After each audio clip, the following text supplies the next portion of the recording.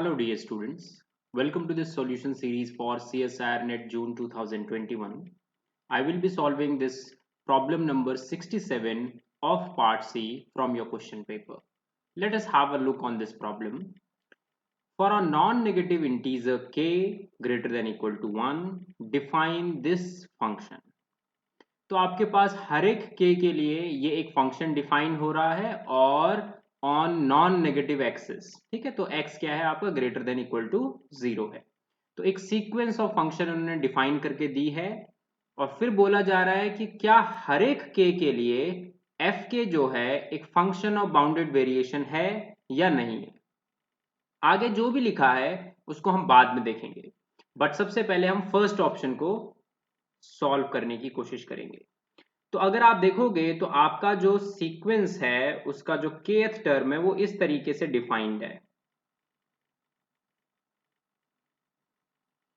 अब बोला क्या जा रहा है कि ऑन कॉम्पैक्ट इंटरवल्स, तो जो भी इंटरवल्स आपके पास होंगे, जो भी कॉम्पैक्ट इंटरवल्स हैं उनके ऊपर ये बात हो रही है, ठीक है।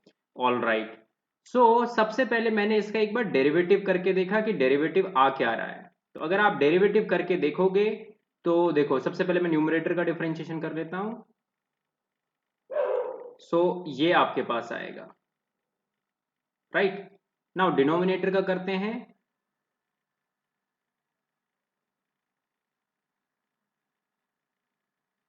तो ये क्वांटिटी आ जाएगी। नाउ एक बार आप इस पर क्या लगाओ, मॉड्यूलस लगाओ, ठीक है। अब आपके पास क्या है, कॉम्पैक्ट कोई इंटरवल है जो कि कॉम्पैक्ट है। कॉम्पैक्ट इंटरवल्स का बेसिकली मीनिंग क्या होगा रियल लाइन पर, क्लोज इंटरवल। तो लेट अस से कि हम क्लोज इंटरवल ए बी के ऊपर बात कर रहे हैं। तो आपके पास ये क्या आ जाएगा, यहां पर आ जाएगा के एक्स की पावर के माइनस वन। ट्रायंगल इनइक्वालिटी को मैं अप्लाई कर रहा हूं, ठीक है।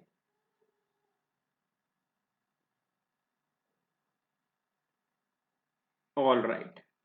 अब आप ये चीज नोटिस करो सबसे पहले तो कि आप कॉम्पैक्ट सेट पर हो। अगर आप सिर्फ इस फंक्शन को देखो, और कॉम्पैक्ट सेट भी कौन सा वाला, जिसमें x आपका ग्रेटर देन इक्वल टू 0 है, वहां पर की हम बात कर रहे हैं। तो अगर आप इस फंक्शन को देखो, this is a continuous function for each के, हर एक के लिए कंटिन्यूअस है। ये सिर्फ डिसकंटिन्यूअस हो सकता है x इज इक्वल टू -1 पर। क्यों? क्योंकि ये तो रैशनल फंक्शन है, ठीक है। तो अगर आपने x की वैल्यू -1 रखी, बट आपको गिवन दिया गया था कि आप नॉन नेगेटिव एक्सिस पर हो, तो दैट मीन्स ये फंक्शन क्या है, it's a continuous function. this function is also a continuous function, right? Both are continuous and you are defining a continuous function on a compact set. तो compact set पर continuous functions क्या करते हैं, compact set पर ही map करते हैं। that means ये जो quantity होगी ये क्या होगी, bounded। ये क्या होगी, bounded, क्योंकि compact domain है। और ये वाली quantity भी क्या होगी, bounded।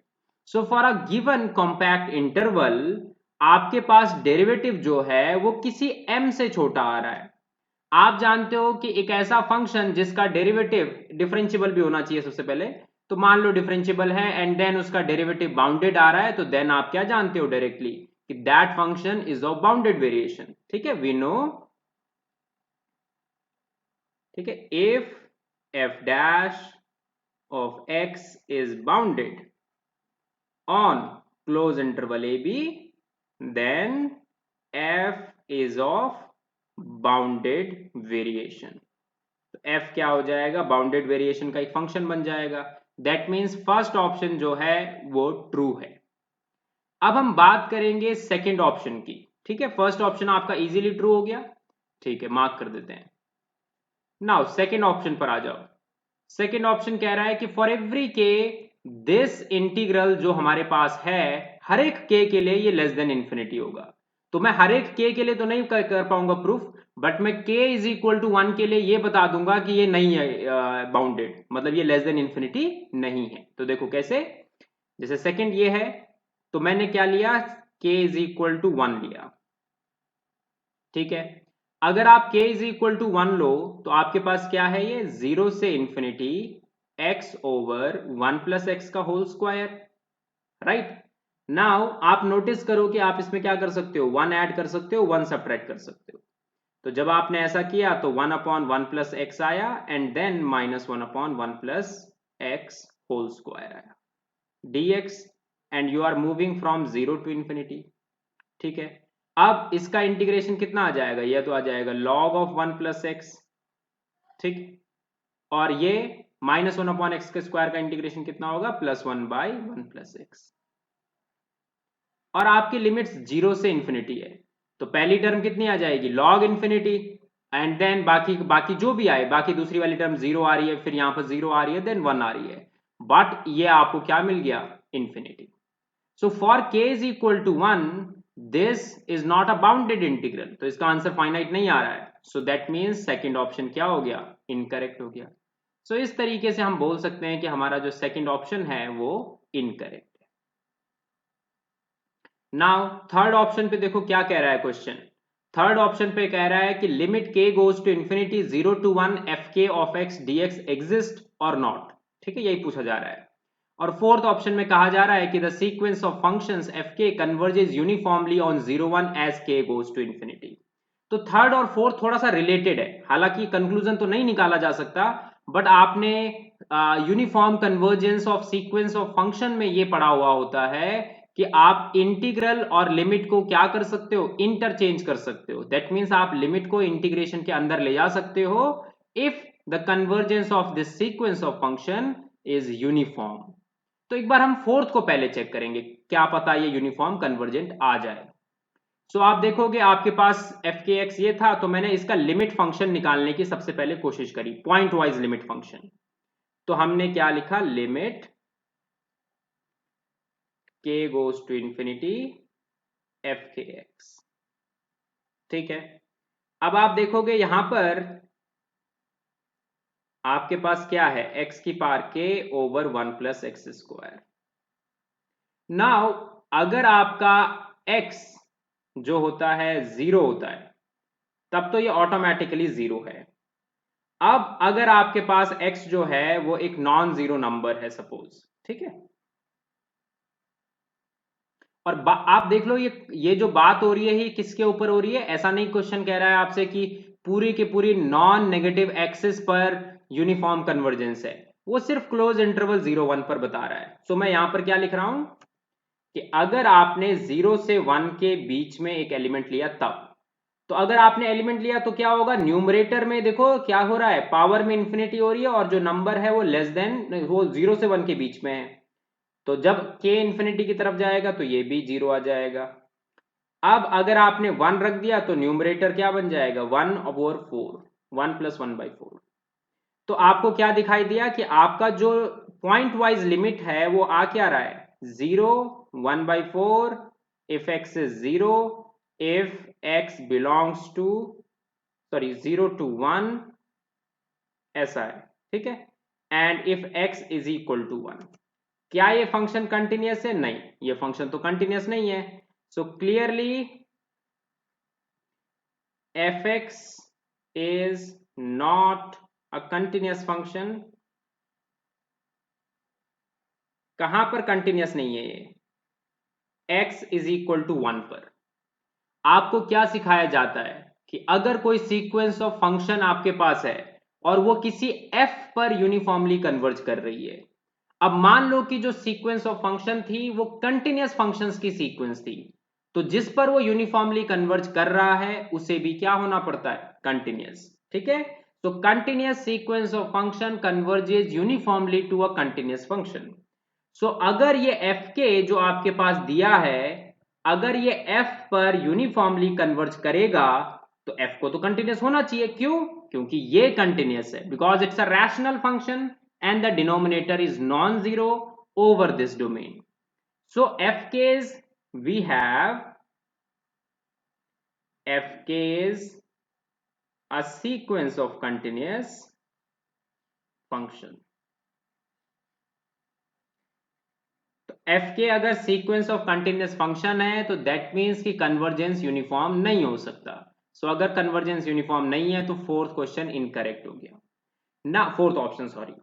अब थर्ड ऑप्शन के बारे में बात आ रही है कि क्या ये लिमिट एग्जिस्ट करेगी if k is moves to infinity and the domain is 0 to 1। तो अब इसके बारे में हमें काम करना पड़ेगा। सो इंटीग्रेशन को मुझे पहले इवेलुएट करना होगा, है ना, एंड देन तभी जाकर मैं बात कर सकता हूं उसके बारे में। सो मैंने यहां पर सबसे पहले ये देखा कि 0 से 1 आपके पास इंटीग्रल है क्या, इंटीग्रल है x to the power k over 1 plus x whole square dx। ठीक है, मैंने क्या करा, इसमें इस चीज को दो हिस्सों में डिवाइड किया, x की power k dot 1 over 1 plus x whole square. ठीक है, राइट। और आप चल रहे हो 0 से 1 पर। मैं इस चीज को कंसीडर कर लेता हूं सेकंड फंक्शन, इसको कर लेता हूं कंसीडर फर्स्ट फंक्शन, और इंटीग्रेशन बाय पार्ट्स अप्लाई करता हूं। तो if I apply integration by parts तो क्या हो जाएगा, इसको मैं आई के मान लेता हूं, चलो ठीक है। तो अगर इंटीग्रेशन बाय पार्ट्स में अप्लाई करूंगा तो मेरे पास आएगा x to the power k plus 1 over 1 plus x whole square और मल्टीप्लाइड विद k प्लस 1, ये फर्स्ट पोर्शन आएगा। और इसके ऊपर लिमिट्स जो हैं 0 से 1 है, माइनस इंटीग्रेशन। अब जो फर्स्ट पार्ट है इसका आपको डिफरेंशिएशन करना होगा, तो डिफरेंशिएशन आप करोगे तो आपके पास कितना आ जाएगा, न्यूमरेटर में जाएगा 1 प्लस एक्स की पावर माइनस 2, देन वो बाहर आएगा तो मतलब कितना हो जाएगा 1 प्लस एक्स की पावर 3, एंड देन वो बगल से x की पावर k प्लस 1 तो आएगा ही आएगा। So k plus 1 and then 1 plus x whole cube plus आ जाएगा और यहां पर आ जाएगा ट्वाइस। तो ये 0 से 1 पर चल रहा है। ठीक है, अब इसको एक बार सॉल्व करके आप देखो, तो यहां पर मैं लिखता हूं, तो जो आपका आई के है, आई के आया कितना आपके पास, आई के आपके पास आ रहा है जब आपने लिमिट रखी, सो 1 over 4 times of k plus 1 ये आया। ठीक है, और 2 टाइम्स ऑफ वो इंटीग्रल आपके पास जो है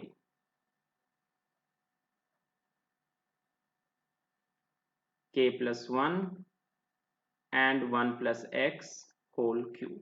ठीक है, नाउ मैं ये k प्लस 1 तो अंदर लिखने का कोई मीनिंग है नहीं, क्योंकि वो क्या है, आपके पास वो जो चीज है वो तो x के इंडिपेंडेंट है। अब आप इस क्वांटिटी को देखोगे, ठीक है, ये जो क्वांटिटी आपके पास है ये डिनोमिनेटर में है। आपको क्या पता है कि 1 प्लस एक्स जो होगा या फिर 1 प्लस एक्स जो है वो क्वांटिटी हमेशा क्या होने वाली है, ग्रेटर देन इक्वल टू 1 होने वाली है for all x belonging to close interval 0 1। This imply कि 1 प्लस 1 बाई एक्स जो है वो हमेशा 1 से छोटी होगी for all x belonging to close interval 0 to 1। तो अगर ये चीज है तो दैट मीन्स कि 1 plus 1 plus x whole cube भी जो है वो 1 से छोटा हो जाएगा। तो मैं इसकी जगह क्या रिप्लेस करूंगा, 1 रिप्लेस करूंगा। क्यों, क्योंकि 1 अपॉन ये 1 अपॉन 1 प्लस एक्स क्यूब है, उसकी जगह मैंने बिगर क्वांटिटी रिप्लेस कर दी, तो यहां पर बस क्या आ जाएगा, यहां पर मैं यहां पर जो आपके पास ये इक्वालिटी की जगह लेस देन में लिख दूंगा। सो आई के will be less than 1 over 4 times of k plus 1। मैंने इसकी जगह क्या रिप्लेस कर दिया, मैंने इसकी जगह रिप्लेस कर दिया 1। सो ये कितना जाएगा 2 by k plus 1 and integration 0 to 1 x to the power k plus 1।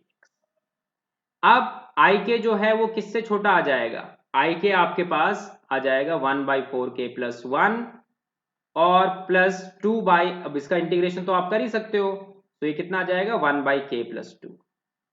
सो अगर आप राइट साइड को देखो, when k goes towards infinity, ये जो राइट साइड है वो क्या हो रही है, 0 की तरफ जा रही है।